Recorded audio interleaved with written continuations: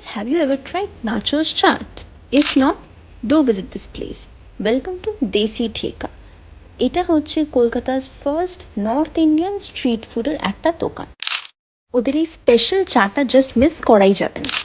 এই জায়গাটা mainly famous ওদের চাটের জন্য, আর চাটের মধ্যে আমি ফার্স্ট ট্রাই করে নিয়েছিলাম এই আলু টিক্কিটা, যেটা খুবই ভালো খেতে ছিল।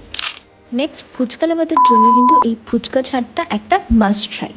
আমার বাবা শুধু চা বলে চলে না, তাই চায়ের সাথে নিয়ে নিয়েছিলাম এই স্পেশাল বান মাস্কাটা। ট্রাস্ট মি গাইস, চায়ে ডুবিয়ে খেতে কিন্তু জাস্ট অসাধারণ লাগছিল, তোমরা কিন্তু ট্রাই করো।